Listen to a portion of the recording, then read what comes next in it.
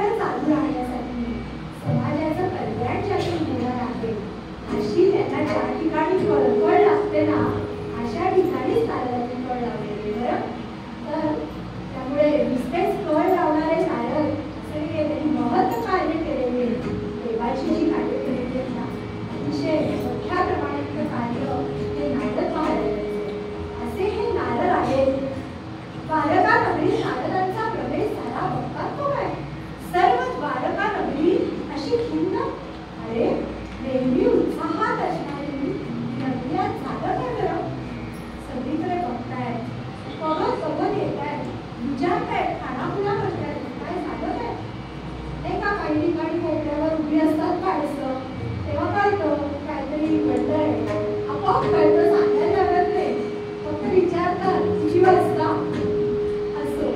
तर हे असं वातावरण नगरीत झालेलं आहे हे झालं काय.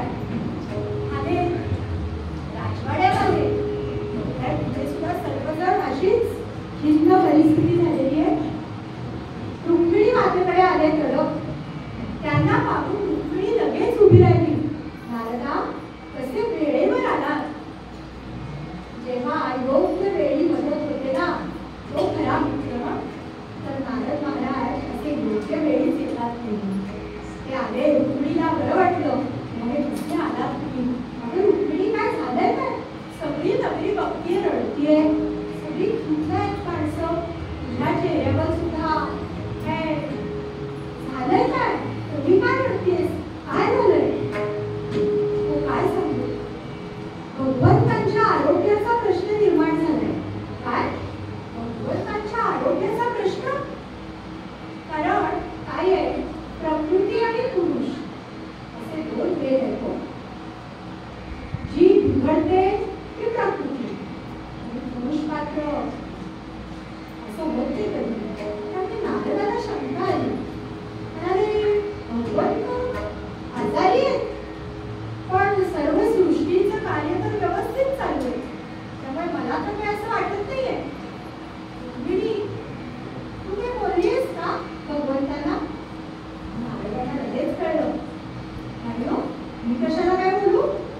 हो जरा आठवून मग यात काहीतरी बोलली अशी.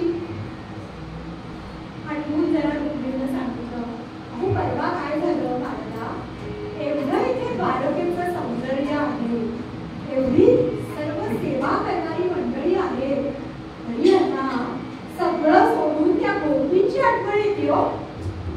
तेव्हा मात्र मला राग आला आणि मग मी त्यांना काहीतरी बोलली. नारदाने बरोबर ओळखलं म्हणजे हेच कारण आहे. म्हणजे आता आपलं पुढे काम सुरू आहे. नारदाला लक्षात आलं आपलं नाटक जे करायचे भगवंतांना त्यात आपल्याला काहीतरी काम करायचंय. आता आपला प्रवेश सुरू होतोय याची नारदाला कल्पना आली. नारद म्हणाले ठीक आहे मी भगवंताला भेटू शकतो. नारायण नारायण नारदाचा आवाज ऐकला भगवंत पाहून काढून लगेच उठून बसले पण पाठोपाठ रुक्मिणी येते चालू लागली. तुझ्या समोर नाटक शिकायला आलं ना त्यामुळे पुन्हा कळत असे कडवे झाले आणि नारदाला नुसती फोन केली ठीक आहे. नारद म्हणाले काय भगवंता काय झालंय काय. भगवंत म्हणाले काही समजत नाही हो काय मला झालंय.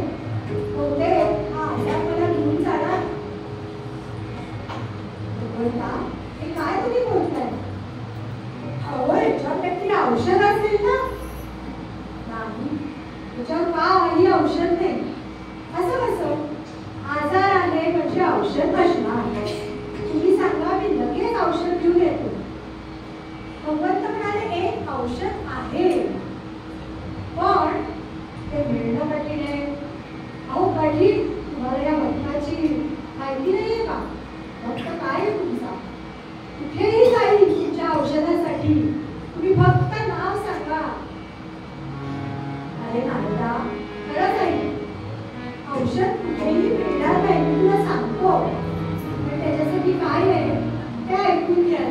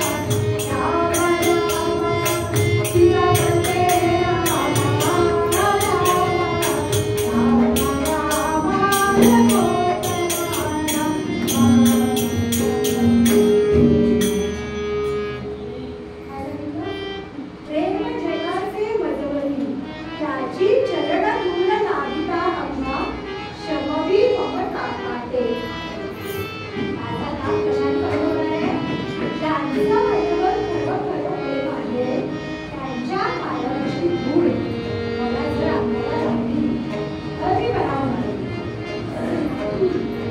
भगवंता एवढं सोपं आहे आणि काय तुम्ही म्हणता अवघड आहे अवघड आहे. मला असं वाटतं बघ प्रयत्न करून काय म्हणाले ही हा गेलो आणि आली. तुम्ही दादा तुम्ही होतीच. तुम्हीला म्हणाले सर महत्वाचं बोलायचे इथे रस्त्यात नको. रुक्मिणीच्या महालात गेले म्हणाले बघ रुक्मिणी मला सांग तुझं भगवंतावर प्रेम आहे. नारदा हा काय प्रश्न झाला. अगं मी विचारतो तुला उत्तर दे. तुझं भगवंतावर खरोखर प्रेम आहे का. रुक्मिणी लाजली. नारदा तुम्हाला माहित नाही का आमचा प्रेमविवाह. रुक्मिणीचं पत्र प्रसिद्ध आहे. त्यांचा तिने नुसत्या गुणांवर ती वाढली होती रुक्मिणी. आणि अशा रुक्मिणीला नारद विचारताय तुझं खरंच प्रेम आहे का भगवंतावर. काय सांगू तुम्हाला खरोखर प्रेम आहे. काय आता वेगळं सांगायचं. ते म्हणाले मग संपला विषय. पटकन आपल्या पायाची धूळ दे की झालं का. म्हणाली कशासाठी. अगं भगवंताची अटच आहे प्रेम जयाचे मजवरी त्याची चरण धूळ लावता अंगा शमरी ममता पापे. ती चरण धूळ लावली की लगेच भगवंत बरे होणार. तेव्हा मात्र रुक्मिणी रडायला लागली. नारदा काय हे संकटात टाकताय. अहो माझ्या चरणाची धूळ ते शुद्ध बुद्ध परम पवित्र परम मंगल असं परब्रह्म असताना त्यांना माझ्या चरणांची धूळ. अहो माझ्या चरणांची धूळ लावली तर कित्येक जन्म मला नरकात जावं लागेल अशी तुम्हाला कल्पना आहे का. नाही नाही मी माझ्या चरणांची धूळ म्हणाले. अगो रुक्मिणी असं काय म्हणतेस. मी तर खात्री नाही म्हणत होतो की धूळ येशील. नाही नाही बघा आमचं अनेक जन्मांचे नाते आणि आमचं ठरलेलं आहे की त्यांनी जन्म घ्यायचा त्या पाठोपाठ मी जन्म घ्यायचा मी त्यांची पत्नी म्हणून असणार. हे असं असताना माझ्या चरणाची धूळ त्यांना लावली आणि मला नरकात जावं लागलं.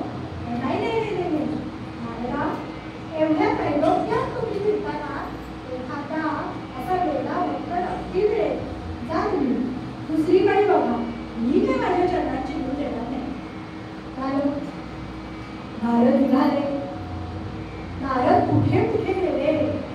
भगवंतांना चरणाची धूळ लागायची होती भक्ताच्या. परम भक्त हवा ही मात्र होती भगवंतांची. त्यामुळे नारद निघाले. कीर्तनात खटाव हा प्रकार आहे की ज्यामुळे पटकन गोष्टी करतात. जेव्हा पटकन सांगायचं असतं ना तेव्हा आपण नारद त्रैलोक्य फिरले. मग त्रैलोक्याच्या गोष्टी आपल्याला सांगणं शक्य आहे ना. प्रभूच्या औषध कामासाठी प्रभूच्या औषध कामासाठी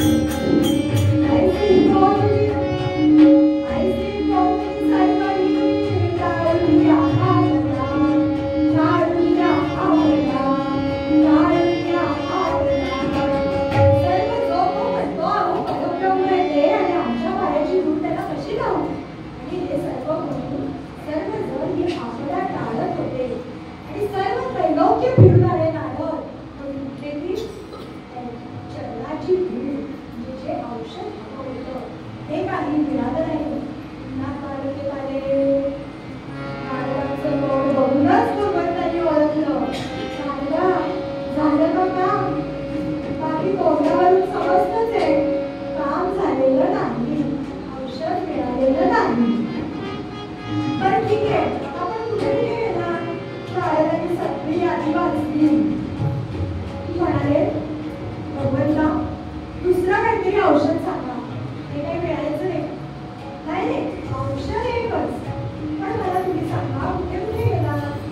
तुम्ही जी काही यादी वाचली त्या गोकुळाचा उल्लेख केला का? मी तरी ऐकला नाही. हा देवा, गोकुळात तरी गेलोच नाही, मी विसरलोच. हा मागे जा, तिथे नक्की औषध मिळेल असं होते. त्यांनी खात्रीला सांगितलं. रुक्मिणी होती जवळ. म्हणाले भगवंता कशाला जायला हवं त्या आगामी गोकुळकडे? काय बरं रुक्मिणी, आता भगवंतांची जरा तब्येत बरी नाही होती बरे, पण त्यासाठी त्या आगामी गोकुळकडे कशाला जायला हवं नाही का? नाही नारदा, अहो काही का असे ना, भगवंतांची तब्येत व्यवस्थित व्हायला हवी, त्यामुळे जा.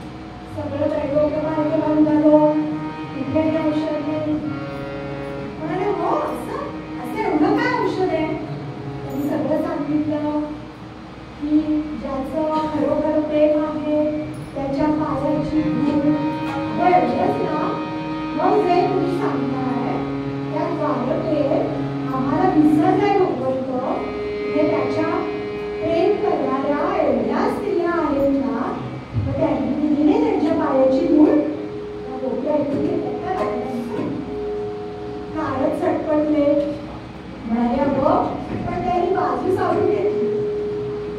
तुम्ही बोलाच ग, ती पादकाला मी सोन्याची, तिथे कुठली धूळ असायला, त्यामुळे नाही.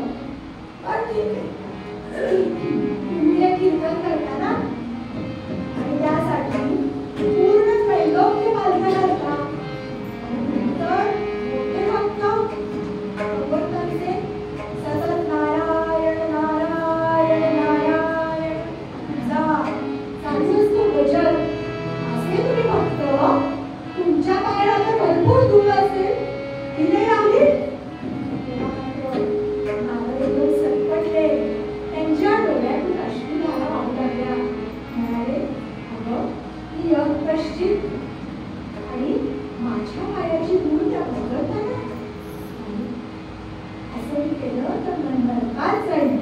त्या भगवंतापासून फिरावे मी नाही देऊ शकत. त्या म्हणाल्या तिथे खरं तर केलंय ना राधा, तिथे स्वर्ग आणि नरक या भेदच उरत नाही. तो भगवंत जर आपल्याजवळ जिथे आहे तर नरकात गेलं तरी तो आहेच तिथे, मग तो नरक म्हणजे स्वर्गच झाला. हे सांगतायत गोपी नारदांना. तर नारदांची योग्यता काय, त्यांचं ज्ञान काय, पण भक्तीने परिपूर्ण असलेल्या त्या गोपी नारदांना सांगतायत. त्यांनी काय करावं, त्या गोपींनी तिथे कच कच कच कच माती आपले पाय डुबायला सुरुवात केली आणि पाट्या पाट्या भरून त्यांनी धूळ नारदांच्या हाती सोपवली. आणि काय सांगितलं नारदा, या पाठीमध्ये जितके धुळीकण असतील तितकी वर्ष, तितके जन्म, नवे नवे तितकी युग आम्हाला नरकात राहावं लागलं तरी चालेल, नरकात राहून उजून आम्ही संपलो तरी चालेल, पण आमचा भगवंत राहावा. त्यामुळे लवकर जा आणि ती धूळ घेऊन जा, त्याला लावा, आमच्या कृष्णाला हे औषध द्या आणि त्याला बरं करा. नारदांच्या डोळ्यात अश्रुधारा व्हायला लागल्या. अगं म्हणाले त्याला एवढीशी धूळ हवी होती, एवढ्यासाठी ती कशाला तुम्ही नाचतात? एका गोपीनं जरी आपल्या पायाची धूळ दिली असती तरी बास झालं असतं. तेव्हा त्या म्हणाल्या अरे नारदा, अगं नारदा, हे सुद्धा आम्हाला त्या कृष्णाने शिकवलं. संतन कौशल्य कसं असावं त्याने शिकवलं. त्याची कामं नाही करायची. अहो गोवर्धन उचलणं त्याला अशक्य होतं का? पण त्याने आम्हाला सगळ्यांना काठी लावायला लागली आणि मग आपली करमणूक झाली. असा गोपाळ कृष्ण आमचा, त्यांनी आम्हाला हे शिकवलं. एकीचं फळ सर्वांनी एकीनं राहावं. ह्या एकीच्या गळातून धूळ आणि सर्वांनी घेऊन गेलंय. नंतर जा नारदा, वेळ मारले का? नारदांनी काय करावं, त्यातली एक एक काठी उचलावी आणि आपल्याच अंगावर लावली. गोपी म्हणाल्या नारदा, बरं तुम्हाला नाहीये आमच्या कृष्णाला? कृष्णाला मग जा बरं, हे काय करतात? गोपींनो, तुमचं हे भक्तीच्या पाहून धन्य झालंय. नारदांना अश्रुधारा आवडल्या नाही. त्यात थोडीशी धूळ उचलून घेतली. त्या अश्रूचे वाटले त्यांच्या डोळ्यातले, त्याने ते गंध तयार केलं. म्हणतात ना गोपीचंदन. गोपीचंदन जे निर्माण झालं आणि अशा अवस्थेत द्वारकेत येऊन पोचले. भगवंतांना भेटले, त्यांना नमस्कार केला. नारायण नारायण नारायण. अश्रू आलाय पण आनंद अश्रू आहेत नारदांच्या नेत्रामध्ये. आणि नारदा औषध मिळालं. अगो हो, काय त्या गोष्टींचं सांगितलं. भक्ती ज्ञान भगवंता खरोखर म्हणजे त्रैलोक्यात कोणालाही कळलं नाही, देव देवतांना कळलं नाही.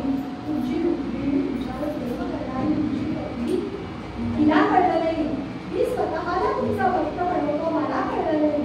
हे ज्ञान त्या गोष्टींनी सांगावं, त्यांनी सांगावं.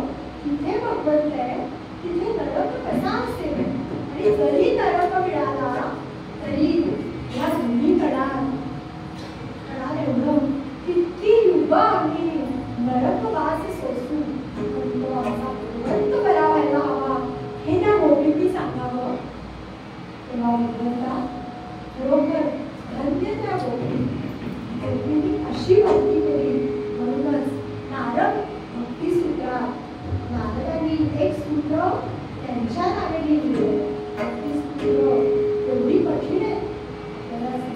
अतिशय कठीण आहे.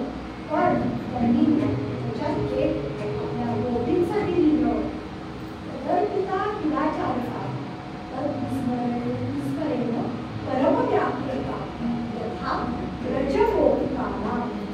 हे नाटकाने त्यांनी सुद्धा त्यांच्यासाठी लिहिलेलं आहे. अशा गोपींनी जशी भक्ती केली तशी आमच्यात थोडीशी तरी यावी असा प्रयत्न करून हे मागणं आपण त्या भगवंतांकडे मागू. त्यासाठी आपण अतिशय आवडीनं अतिशय भावपूर्णतेने भगवंताचं नाव जे नाथ महाराज आपल्याला त्याच्या मूळ बद्दल सांगतात.